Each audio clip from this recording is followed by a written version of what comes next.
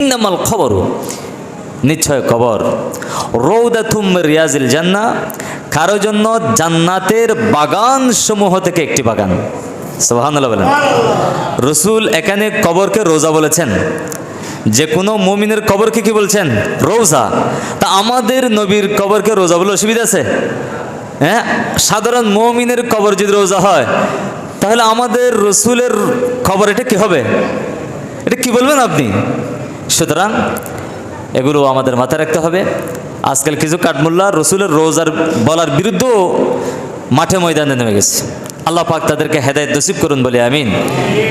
রসুল করিম বলছেন, নিশ্চয় কবর কারো জন্য জান্নাতের বাগান থেকে একটি বাগান, আও হুফরাতুম মিন হুফারিন নার, আর কারো জন্য এই কবর হবে জাহান্নামের গর্ত থেকে একটি গর্ত। এখানে কোনো সন্দেহ আছে? তিরমিজি শরীফের হাদিস, সিহা সিত্তার 3 নম্বর গ্রন্থ, কোনো সন্দেহ নাই, কোনো সন্দেহ নাই যে কবর কারোর জন্য জান্নাত, কবর কারোর জন্য কি জাহান্নাম। মনে রাখবেন, বান্দা যদি অপরাধ করে, পাপ করে, অপরাধ জগতের মধ্যে জড়িয়ে যায়, তার অপরাধের কারণে, তার খারাপ কাজের কারণে, মন্দ কর্মের কারণে কবর জাহান্নামের গর্ত হয়। আর ব্যক্তি যদি ভালো কাজ করে, সৎ কাজ করে, তার ভালো কর্মের কারণে, ভালো আমলের কারণে, ভালো সৎ কাজের কারণে আল্লাহ পাক তার কবরকে জান্নাতের বাগান বানিয়ে দেন। বড় করে বলি সুবহানাল্লাহ। তাহলে এই জন্য আমাদেরকে অবশ্যই ভালো কাজ করতে হবে, ভালো আমল করতে হবে, যাতে মৃত্যুর পর পর আমার কবর যেন জান্নাতের বাগান হয়ে যায়। বড় করে বলি সুবহানাল্লাহ। এই যে বিসমিল্লাহির রহমানির রহিম, ইউসাব্বিতুল্লাহুল্লাযীনা আমানু বিল কওলিস সাবিতি ফিল হায়াতিদ দুনিয়া ওয়া ফিল আখিরা ওয়া ইউদিল্লুল্লাহুয যালিমিন ওয়া ইয়াফআলুল্লাহু মা ইয়াশাউ। সাদাকাল্লাহুল আযীম ওয়া সাদাকা রাসূলুহুন নাবিয়্যুল হাবিবুল কারীম। ونحن على ذلك لمن الشاهدين والشاكرين والحمد لله رب العالمين. ربي صل وسلم وبارك عليه.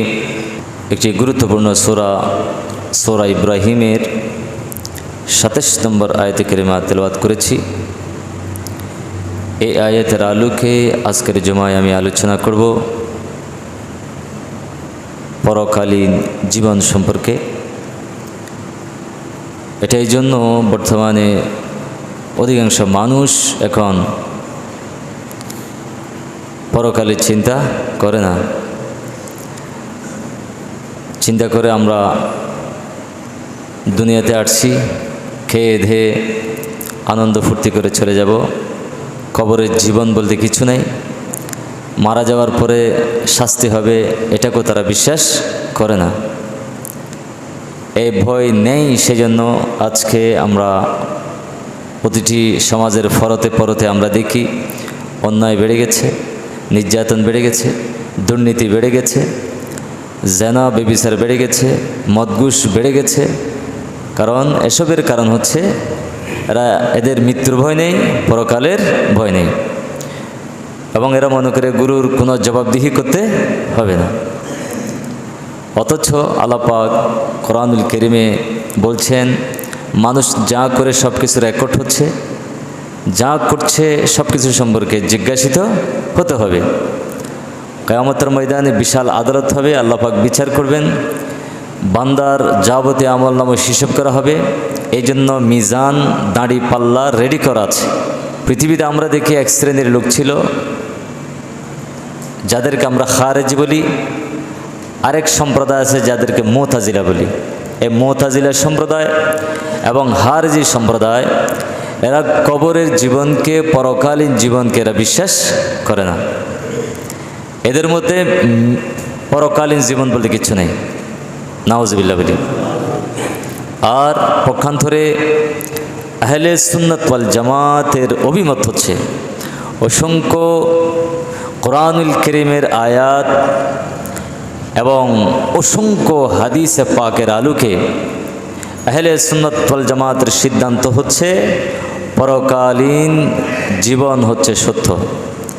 আযাবুল কবরি হাক্কুন, কবরের আযাব সত্য, হক, এতে কোনো সন্দেহ নেই। যেমন আল্লাহ জাল্লা শানুহু কোরআনুল কারীমের সূরা ইব্রাহিমের ২৭ নম্বর আয়াতের মধ্যে ঘোষণা দিচ্ছেন এভাবে, বিসমিল্লাহির রহমানির রহিম, ইসাব্বিতুল্লাহুল্লাযীনা আমানু বিল কওলি সাবিতি ফিল হায়াতিদ দুনিয়া ওয়া ফিল আখিরাহ। আল্লাহ জাল্লা শানুহু ইরশাদ ফরমাচ্ছেন, শাশ্বত বিধানকে যারা মেনে নিয়েছে, আল কওলুস সাবিতকে যারা মেনে নিয়েছে, লা ইলাহা ইল্লাল্লাহু মুহাম্মাদুর রাসূলুল্লাহর উপরে যারা ঈমান এনেছে,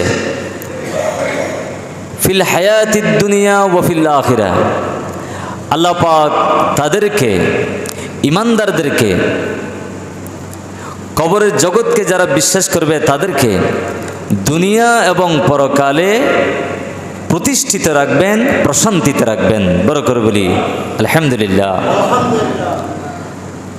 ওয়াইদুল্লাহু যালিমিন, জালিমদেরকে, যারা কবরের জগৎকে বিশ্বাস করে না, যারা বেঈমান, যারা আল্লাহ জাল্লা শানু তাদেরকে সব সময় বিভ্রান্তির মধ্যে রাখবেন। ওয়াইফআলুল্লাহু মা ইয়াশাউ, আর আল্লাহ জাল্লা শানুহু যা চান তাই করেন। বড় করে বলি সুবহানাল্লাহ। এই আয়াত থেকে প্রমাণিত হয় এবং হাদিসে পাকের মধ্যে আসছে, রাসূল করিম সাল্লাল্লাহু আলাইহি ওয়াসাল্লামের ইরশাদ ফরমাচ্ছেন, এই আয়াতটি পরকালীন জীবন সম্পর্কে এবং কবরের আযাব যে সত্য, পরকালীন জীবন যে সত্য, সে প্রসঙ্গে আল্লাহ জাল্লা শানহু নাজিল করেছেন। বড় করে বলি সুবহানাল্লাহ। এই আয়াত থেকে এই বিষয়টি স্পষ্ট, পরকালীন জীবন কি প্রমাণিত, সত্য। আরেকটি আয়াত আপনাদের হাতে পেশ করব, এটি সূরা তওবা ১০১ নম্বর আয়াত। আপনারা একটু খুলে দেখবেন, কোরআনুল কারীমের এই সূরাটি আপনারা খুলে দেখবেন। আল্লাহ পাক বলছেন, সানুআযিবুহুম মাররাতাইন সুম্মা ইউরাদ্দুনা ইলা আযাবিন আযীম। আল্লাহ জাল্লা শানহু বলছেন, সানুআযিবুহুম মাররাতাইন, আমি তাদেরকে দুইবার শাস্তি দেব। আল্লাহ বলছে আমি তাদেরকে কয়বার?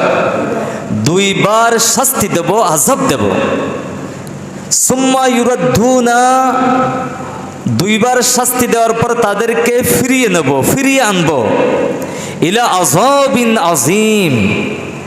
আযাবিন আযীম মানে মহান শাস্তির দিকে, দুইবার শাস্তি দেওয়ার পর মহান শাস্তির দিকে তাদেরকে ফিরিয়ে আনবো। আমার ব্যাখ্যার দরকার নাই, এটা কোরআনের আয়াত, আল্লাহর কালাম। আল্লাহ জাল্লা শানুহু তাদেরকে, বেঈমানদেরকে, কাফেরদেরকে, মুনাফিকদেরকে, জালিমদেরকে আল্লাহ জাল্লা শানুহু দুইবার শাস্তি দিবেন। দুইবার শাস্তি দেওয়ার পর মহান শাস্তির দিকে ফিরিয়ে আনবেন। দুইবার শাস্তি কি? মুফাসসিরিনে কেরামগণ বলছেন, আল্লাহ পাক তাদেরকে দুইবার শাস্তি দিবেন। তোর মধ্যে প্রথমবার শাস্তি দিবেন দুনিয়ার মধ্যে বিভিন্ন দুঃখ, কষ্ট, মুসিবত দিয়ে, এটা হচ্ছে প্রথমবার শাস্তি। মৃত্যুকালীন সাকরাতের কষ্ট দিয়ে বিভিন্নভাবে দুনিয়াতে আল্লাহ জাল্লা শানহু একবার শাস্তি দিবেন। দ্বিতীয়বার শাস্তি দিবেন কবরে। কোথায়? মৃত্যুর পর কবরে যেতে হবে।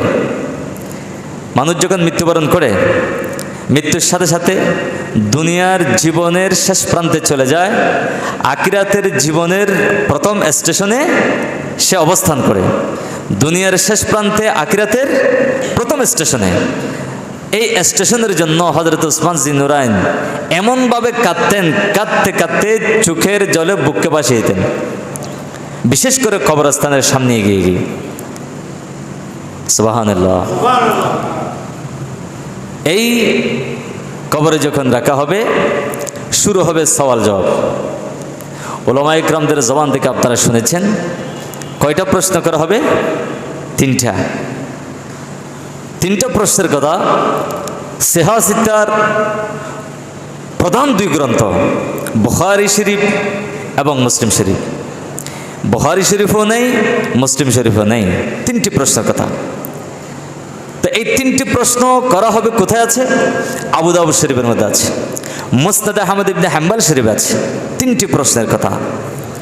একটা বিষয় বলে রাখি, সিহাহ সিত্তার সহিহ গ্রন্থ বুখারী আর মুসলিম, আর এরপরে যে চারটি কিতাব তিরমিজি শরীফ, নাসাই শরীফ এবং আবু দাউদ শরীফ, ইবনে মাজাহ শরীফ, এই চার গ্রন্থ এগুলো নিচের তবকার কিতাব। উপরের তবকার কিতাব, বিশুদ্ধ যেই কিতাবগুলোর মধ্যে উপরের তবকা, উপরের স্তরের কিতাব বুখারী মুসলিম শরীফের মধ্যে কোথাও নেই। তিনটি প্রশ্ন করা হবে। স্বাভাবিকভাবে যদি ওই বাকি কিতাবের মধ্যে আবু দাউদ শরীফের মধ্যে তিনটি কথা এসেছে, মান রব্বুকা তোমার রবকে, মা দিনুকা তোমার দিন কি, মান নবিয়ুকা তোমার নবীকে, এই তিনটি প্রশ্ন বাকি কিতাবের মধ্যে আসছে, নিচের দরজার কিতাবের মধ্যে। তো যদি প্রশ্ন করা হয় নিচের দরজার কিতাবে তিনটা, উপরের দরজার কিতাবের মধ্যে আছে মাত্র একটা, তাহলে কোন দিকে যাব? সবগুলো বিশ্বাস করতে হবে, কিন্তু প্রাধান্য পাবে উপরের দরজার কিতাব বুখারী আর মুসলিম, যেগুলো আসাহুল কুতুব, আসমানের নিচে জমিনের উপরে, কোরআনের উপরে আসাহুল কুতুব, সবচেয়ে বিশুদ্ধ কিতাব হচ্ছে বুখারী শরীফ, সুবহানাল্লাহ, এবং মুসলিম শরীফ মুত্তাফাক আলাইহ। এই দুই কিতাবটা প্রাধান্য পাবে অপর চার কিতাবের মধ্যে। এই জন্য মনে রাখতে হবে, বিশুদ্ধ মতে কবর মধ্যে একটাই প্রশ্ন করা হবে। হযরত আনাস ইবনে মালিক রাদিয়াল্লাহু তাআলা আনহু হাদিসের রাবী, বুখারী শরীফের জানাজা অধ্যায়ের মধ্যে 1308 নম্বর হাদিসে পাক, জামা রাসূল সাল্লাল্লাহু আলাইহি ওয়াসাল্লামের ইরশাদ ফরমাচ্ছেন, কবরে যখন রাখা হবে দুইজন ফেরেশতা আসবে। এই দুইজন ফেরেশতা তাকে শোয়া থেকে ওঠানো হবে। তখন একটা প্রশ্ন করা হবে, মা কুনতা তাকুলু ফি হাযার রাজুল, এই লোক সম্পর্কে তোমার ধারণা কি? এই লোককে তুমি চিনো কিনা? বড় করে বলি সুবহানাল্লাহ। প্রশ্ন কয়টা? শুধু একটা। তো সে যদি আমার রসুলকে চিনে বলে আমানতু, আমি ঈমান আনলাম, আন্নাহু আবদুহু ওয়া রাসূলুহু, আমি তাকে চিনেছি, তাকে জানি, তাকে চিনি, তার উপর ঈমান এনেছি, নিশ্চয় তিনি হলেন আল্লাহর বান্দা ও প্রিয় রাসূল। বড় করে বলি সুবহানাল্লাহ। এই একটি প্রশ্ন যখন পারবে, তখন উপর থেকে হুকুম করা হবে যে তার কবরকে প্রশস্ত করে দাও, বড় করে দাও, জান্নাতি পোশাক কিনে পরিয়ে দাও, জান্নাতে হাওয়া দিয়ে তার কবরকে ভরপুর করে দাও। বড় করে বলি সুবহানাল্লাহ। আর যদি নাই পারে, রসুলকে নাই চিনে, তখন উপর থেকে বলা হবে ফেরেশতাকে তার কবরকে সংকুচিত করে দাও। অর্থাৎ পশ্চিমের মাটি পূর্বে, পূর্বের মাটি পশ্চিমে আসবে, উত্তরের মাটি দক্ষিণে, দক্ষিণের মাটি পূর্বে। হাদিসে পাক আছে এমনভাবে চাপ মারবে, এই যে আমাদের এখানে পাঁজর আছে, পাঁজরের হাড়গুলো এভাবে এভাবে একটার সাথে একটা ঢুকে যাবে। রক্ত, মাংস, গোশত এগুলো একেবারে ঘুরা ঘুরা হয়ে যাবে। অনেক কষ্ট অনুভব করবে। জীবিতদের কষ্টের চেয়ে মৃতদের কষ্ট আরও বেশি অনুভব করে। মৃত ব্যক্তির পাওয়ার জীবিত ব্যক্তির পাওয়ারের চেয়ে মৃত ব্যক্তির পাওয়ার আরও বেশি। জীবিত ব্যক্তি যা শুনে জীবন্ত অবস্থায়, মৃত ব্যক্তি জীবিত ব্যক্তির চেয়ে আরও বেশি বেশি শুনে। সুবহানাল্লাহ বলেন। ইন্না নবিয়্যা সাল্লাল্লাহু আলাইহি ওয়াসাল্লাম ইন্না আহলাল কুবুর ইউআযযিবুনা ফি কুবুরিহিম আযাবান তাসমাউহুল বাহাইম। রাসূল করিম সাল্লাল্লাহু আলাইহি ওয়াসাল্লামের ইরশাদ ফরমাচ্ছেন, নিশ্চয় কবরের আযাব হবে। এক কবরের আযাব মানুষ ছাড়া চতুষ্পদ জন্তুরা শুনতে পাবে। কবরে যে আযাব হয় এটা আমরা শুনি না, তবে বিশেষ বিশেষ ব্যক্তি, হুসুসি ব্যক্তি যারা আছে, যাদেরকে আল্লাহ পাক পাওয়ার দিয়েছেন, তারা দেখেনও, তারা শুনেনও। সাধারণভাবে আমরা এগুলো দেখি না, আমরা এটা শুনিও না। কিন্তু রাসূল ইসলাম বলেছেন, চতুষ্পদ প্রাণী যারা আছে, চতুষ্পদ জন্তু যারা আছে, গরু, ছাগল, পশু পাখি, কুকুর, বিড়াল, এরা সবাই এক কবর আযাব শুনতে পায়। সুবহানাল্লাহ। এই জন্য অনেক সময় কবরের স্থানে দেখবেন ছাগল, গরু এরা দৌড়ায় দৌড়ায় চলে আসে। আমরা মনে করি হয়তো কিছু দেখেছে, না, ওই কবরে আযাব, কোনো না কোনো কবরে কি হচ্ছে, আযাব চলছে। এই আযাবের ভয়ে এই শুনে, এই আযাবের ভয়ঙ্কর শব্দ শুনে এরা কবরস্থান থেকে পালিয়ে চলে যায়। এগুলো আমরা বহুবার দেখেছি, আপনারাও দেখেছেন, খেয়াল করেন না হয়তো আর কি। কিন্তু হাদিসে পাকে আমার রাসূল বলছেন, আল বাহাইম তাসমাউহুল বাহাইম, বাহাইম মানে চতুষ্পদ জন্তুরা কবর আযাব শুনতে পায়। আর মানুষ যদি এগুলো শুনতে দেখতো তাহলে রীতিমতো মানুষেরা জ্ঞান হারিয়ে ফেলত। মুহতারাম হাজরিন, এই হাদিস থেকে আমরা বুঝতে পারলাম, প্রমাণিত হলো কবর আযাব সত্য, এটাকে অস্বীকার করার কোনো জো নেই। হযরতে সাদ ইবনে মুআজ রাদিয়াল্লাহু তাআলা আন, তিনি ইন্তেকাল করলেন, রাসূলের সাহাবা। রাসূল করিম সাল্লাল্লাহু আলাইহি ওয়াসাল্লাম তার জানাজার নামাজ পড়ালেন, জানাজার নামাজের ইমামতি করলেন। ওয়া উদিয়া ফি কবরিহি, হযরতে সাদ ইবনে মুআজ রাদিয়াল্লাহু তাআলা আনহুকে কবরে রাখলেন। ওয়াসুবিয়া আলাইহি, কবরে রেখে সুবিয়া আলাইহি, মাটি দিয়ে সমান করে দেওয়া হলো। রসুল জানাজার নামাজের ইমামতি করলেন, কবরে রাখলেন, মাটি দিয়ে সমান করে দিলেন। এরপর সাব্বাহা রাসূলুল্লাহ সাল্লাল্লাহু আলাইহি ওয়াসাল্লাম, সাহাবায়ে কেরাম বলেন ফাসাব্বাহনা, মাটি সমান করে দেওয়ার পর রসুল তাসবিহ পাঠ করলেন। সুবহানাল্লাহ বলেন, কি করলেন? তাসবিহ। এই যে কিছু কিছু কাঠমোল্লারা বলে জিয়ারত করলে কোনো ফায়দা নেই, এগুলো কোনো লাভ হবে না, এরা মারা গেছে, মাটির সাথে মিশে গেছে, এগুলো সবগুলো বেহুদা কথাবার্তা, এগুলোর সাথে কোরআন হাদিসের কিন্তু কোনো সম্পর্ক নেই। এই ধরনের কাঠমোল্লারা এগুলা যতই দাড়ি জুব্বা পাঞ্জাবি থাকুক না কেন, এরা নিজেরা গুমরা, অপরকে আর কি পথ দেখাবে। এরা ঈমান আকীদা বিক্রি করে দিয়েছেন। যে রাসূল করিম সাল্লাল্লাহু আলাইহি ওয়াসাল্লামের হাদিসে পাক, হাদিসে গ্রামি, সাব্বাহা রাসূলুল্লাহ, রাসূল করিম সাল্লাল্লাহু আলাইহি ওয়াসাল্লাম হযরতে সাদ ইবনে মুআজ রাদিয়াল্লাহু তাআলা আনহুর কবরকে সামনে রেখে তাসবিহ পাঠ করলেন। তো সাহাবায়ে কেরাম বললেন ফাসাব্বাহনা, রসুল যখন তাসবিহ পাঠ করলেন, রসুলের সাথে সাথে আমরাও তাসবিহ পাঠ করলাম। সুবহানাল্লাহ। সুম্মা কাব্বারা, অতঃপর রাসূল করিম সাল্লাল্লাহু আলাইহি ওয়াসাল্লাম তাকবীর দিলেন, আল্লাহু আকবার, আল্লাহু আকবার, তাকবীর দিলেন। ফাকাব্বারনা, সাহাবায়ে কেরাম বললেন আমরাও রসুলের সাথে সাথে তাকবীর পাঠ করলাম। সুবহানাল্লাহ। এরপরে ফাকিলা, রাসূল করিম সাল্লাল্লাহু আলাইহি ওয়াসাল্লামকে প্রশ্ন করা হলো, লিমা সাব্বাহাতা সুম্মা কাব্বারতা, বললেন ইয়া রাসূল হাবিবাল্লাহ, আপনি কেন তাসবিহ পাঠ করলেন, অতঃপর কেন তাকবীর দিলেন? সাহাবায়ে কেরাম প্রশ্ন করলেন। তখন রসুল বললেন, ক্বালা, রাসূল করিম সাল্লাল্লাহু আলাইহি ওয়াসাল্লামের ইরশাদ ফরমাচ্ছেন, লাকাদ তাদায়াকা আলা হাযাল আবদিস সালিহ, এই সৎ বান্দা সাদ ইবনে মুআজ রাদিয়াল্লাহু তাআলা আনহুকে বলছে, উনি জলিল কদর সাহাবা। রসুল এভাবে হাজা ইসমে ইশারা দিয়ে বললেন, এই সৎ বান্দা, শুধু বান্দা বলে নাই, যেহেতু সাহাবা, সৎ বান্দার কবরটা ছোট হয়ে যাচ্ছিল, সংকুচিত হয়ে যাচ্ছিল, মানে ছোট হয়ে যাচ্ছিল। আপনারা যে কবর রাখেন, যেই পাশে যে 3 হাত 3.5 হাত লম্বা, এই যে পাশে যেই যতটুকু রাখেন, 2 হাত 2.5 হাত যতটুকু রাখেন আর কি, কবর প্রায় 2-3 আইটেমের কবর আছে, যে সিস্টেমে রাখেন, পাশে যতটুকু কবর আছে, লম্বাতে যতটুকু কবর আছে, দৈর্ঘ্য আর প্রস্থ, রসুল বললেন সবগুলো আস্তে আস্তে ছোট হয়ে যাচ্ছিল।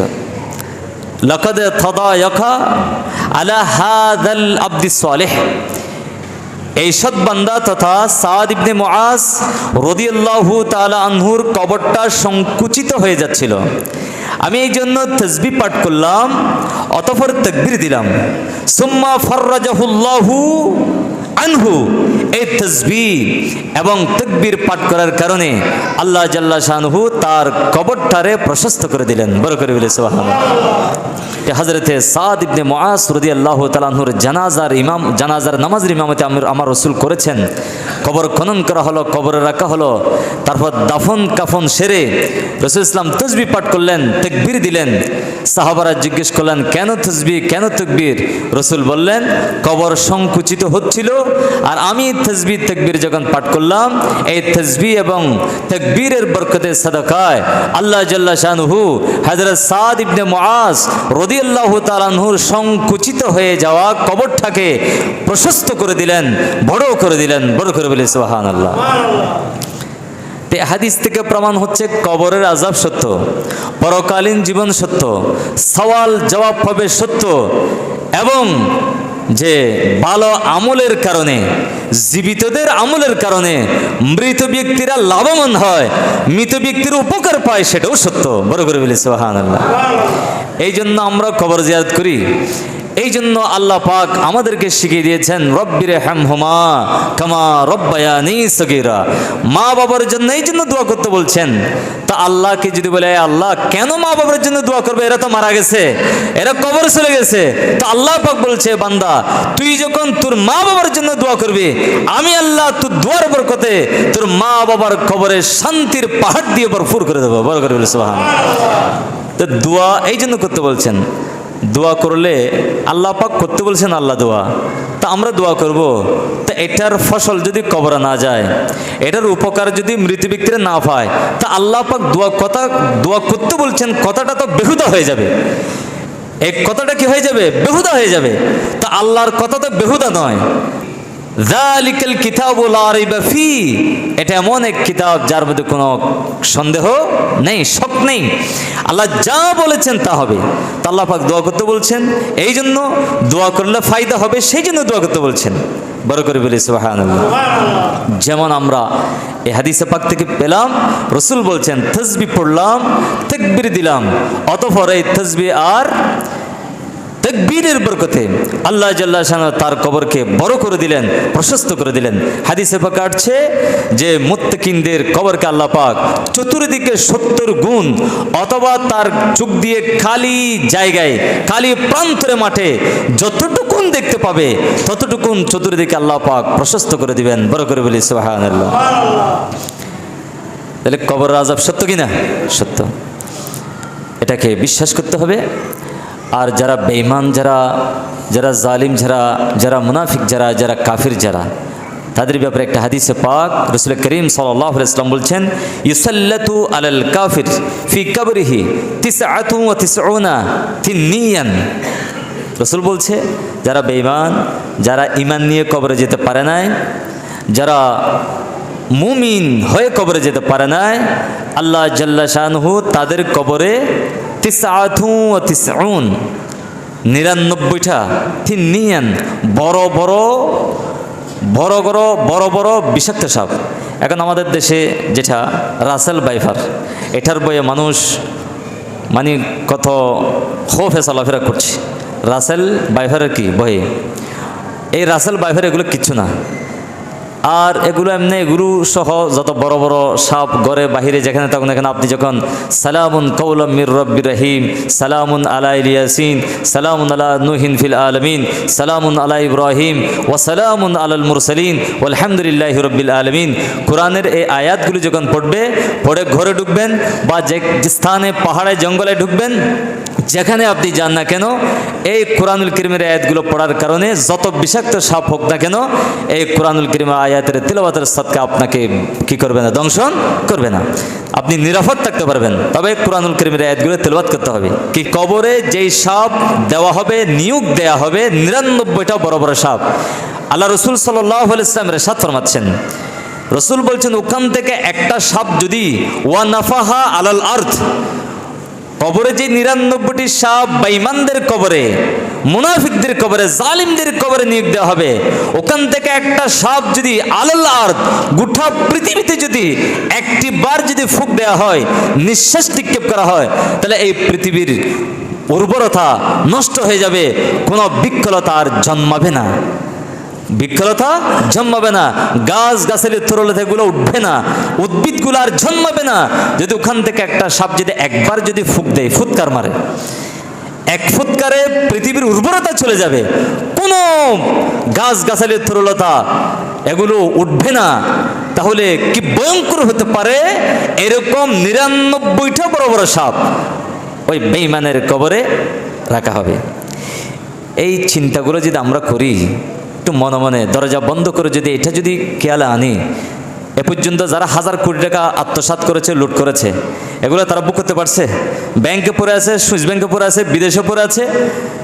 সেই দিন দেখলাম নিজের পরিবার ছেলেমেয়েরা পর্যন্ত বাবার বিরুদ্ধে নালিশ করতেছে। অর্থাৎ আমার বাবাকে তো আমি সৎ মনে করেছিলাম, অনেক তসবিহ তাহলিল পরে, তো ওখানে চাকরি অবস্থায় ঘুষ খেয়ে মানুষ মেরে, ওই অবস্থায় যে অবস্থা আছে না কেন, ওই অবস্থায় অন্যায় করে আর অবসরে গিয়ে ১,০০০ তসবিহ টিপলেও কোনো লাভ নাই, আর ১০০ বার হজ করলেও কোনো ফায়দা নেই। যেখানে আপনাকে দায়িত্ব দেওয়া হয়েছে ওখানে যদি সৎভাবে থাকেন, সঠিকভাবে থাকেন, হালালভাবে থাকতে পারেন, অন্যায়ের হক না মেরে যদি আপনি নিজের জীবনকে গঠন করতে পারেন, সুদ ঘুষ জেনা ব্যভিচার থেকে যদি বিরত থাকতে পারেন, তাহলে এখানে তসবিহ তাহলিল একটু কম হলেও কোনো অসুবিধা নেই। আর ওখানে ঘুষ খেয়ে মানুষ মেরে, দুর্নীতি করে, হক মেরে দিয়ে কাবা শরীফের দরজার সামনে গিয়ে আরাফাতের ময়দানে গিয়ে যদি দোয়া করা হয়, তাহলে আল্লাহ পাক সেই জালিমদের দোয়া কবুল নাও করতে পারেন। এর কোনো কাজে আসবে না। যেই সময় আপনার পরীক্ষা ছিল, কঠিন পরীক্ষা, ওই অবস্থার মধ্যে আপনাকে সৎ হিসেবে থাকতে হবে, সৎ হিসেবে আপনাকে থাকতে হবে। ওই অবস্থায় আল্লাহকে স্মরণ করতে হবে, কোরআন সুন্নাহ মোতাবেক চলতে হবে, আল্লাহ রসুলের আদর্শ মোতাবেক চলতে হবে। ওখানে আমি একেবারে আঙ্গুল ফুলো কলা গাছ হয়ে এখানে এসে ১,০০০ তসবিহ তাহলিল করলেও আমার রক্ত মাংস হারামগুলো ঢুকে গেছে, রক্তের কণিকায় কণিকায় ঢুকে গেছে, ক্যান্সার রূপ ধারণ করেছে, এগুলো কোনো কাজে আসবে না। এই জন্য আমাদেরকে সাবধানতা অবলম্বন করতে হবে। পরকালের এই কবর আযাবকে আমাদের মাথায় রাখতে হবে। আমাকে যে কোনো মুহূর্তে পরকালের জগতে পা রাখতে হবে, এটা আমাকে মাথায় রেখে আমার নিজের জীবন গঠন করতে হবে, সামনের দিকে এগিয়ে যেতে হবে। আল্লাহ পাক আমাদের সবাইকে বুঝার তৌফিক দিন বলে আমিন। আল্লাহুম্মা সাল্লি আলা সাইয়্যিদিনা মাওলানা মুহাম্মদ ওয়া আলা আলি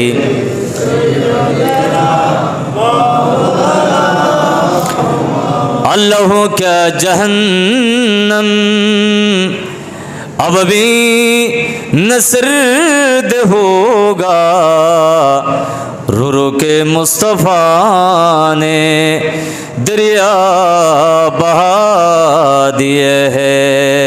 अल्लाहुम्मा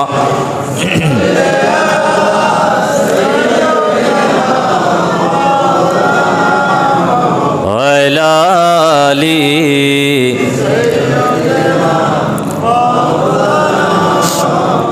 মোহতারাম হাজরিন, এই জন্য মনে রাখবেন, হাদিসে পাক আসছে কবরে যখন রাখা হবে লাশটাকে, তখন কারো জন্য কবর হবে জান্নাতের বাগান, আর কারো জন্য কবর হবে জাহান্নামের গর্ত, জাহান্নামের গর্ত। কারো জন্য জান্নাত, কারো জন্য কি জাহান্নাম। একেবারে কিয়ামত কায়েম হতে হবে, শাস্তিগুলো তো আছে কবর থেকে শুরু হবে। রাসূল করিম সাল্লাল্লাহু আলাইহি ওয়াসাল্লাম হাদিসে পাকের ইরশাদ ফরমাচ্ছেন, এটা সিহাসিত্তার ৩ নম্বর গ্রন্থ তিরমিজি শরীফের হাদিস। রাসূল করিম সাল্লাল্লাহু আলাইহি ওয়াসাল্লামের ইরশাদ ফরমাচ্ছেন, ইন্নামাল খবরু রাউদাতুম মির রিয়াজিল জান্নাহ আও হুফরাতুম মিন হুফারিন নার। রাসূল করিম সাল্লাল্লাহু আলাইহি ওয়াসাল্লাম বলছেন, ইন্নামাল খবরু, নিশ্চয় কবর, রাউদাতুম মির রিয়াজিল জান্নাহ, কারো জন্য জান্নাতের বাগান সমূহ থেকে একটি বাগান। সুবহানাল্লাহ বলেন। রাসূল এখানে কবরকে রোজা বলেছেন, যে কোনো মুমিনের কবরকে কি বলছেন? রোজা। তা আমাদের নবীর কবরকে রোজা বলে অসুবিধা আছে? হ্যাঁ, সাধারণ মুমিনের কবর যদি রোজা হয়, তাহলে আমাদের রাসূলের কবর এটা কি হবে? এটা কি বলবেন আপনি? সুতরাং এগুলো আমাদের মাথায় রাখতে হবে। আজকাল কিছু কাঠমোল্লা রাসূলের রোজার বলার বিরুদ্ধেও মাঠে ময়দানে নেমে গেছে। আল্লাহ পাক তাদেরকে হেদায়েত নসিব করুন বলে আমিন। রাসূল করিম বলছেন, নিশ্চয় কবর কারো জন্য জান্নাতের বাগান থেকে একটি বাগান, আও হুফরাতুম মিন হুফারিন নার, আর কারো জন্য এই কবর হবে জাহান্নামের গর্ত থেকে একটি গর্ত। এখানে কোনো সন্দেহ স্যার? তিরমিজি শরীফের হাদিস, সিহা সিত্তার 3 নম্বর গ্রন্থ, কোনো সন্দেহ নাই, কোনো সন্দেহ নেই যে কবর কারোর জন্য জান্নাত, কবর কারোর জন্য কি জাহান্নাম। মনে রাখবেন, বান্দা যদি অপরাধ করে, পাপ করে, অপরাধ জগতের মধ্যে জড়িয়ে যায়, তার অপরাধের কারণে, তার খারাপ কাজের কারণে, মন্দ কর্মের কারণে কবর জাহান্নামের গর্ত হয়। আর ব্যক্তি যদি ভালো কাজ করে, সৎ কাজ করে, তার ভালো কর্মের কারণে, ভালো আমলের কারণে, ভালো সৎ কাজের কারণে আল্লাহ পাক তার কবরকে জান্নাতের বাগান বানিয়ে দেন। বড় করে বলি সুবহানাল্লাহ। মনে রাখবেন, মানুষ যখন মরে যায়, তাকে যখন গোসল দিয়ে কাফন পরায়া লাশটাকে কাঠিয়ার উপর রেখে যখন আত্মীয় স্বজনরা এরকম লাশটাকে উঠাইয়া যখন খাদের মধ্যে রাখে, তখন ওই মৃত ব্যক্তি তার ঠিকানা, আসল ঠিকানা সে দেখতে পায়। বড় করে বলি সুবহানাল্লাহ। সে ঠিকানা দেখতে পায়।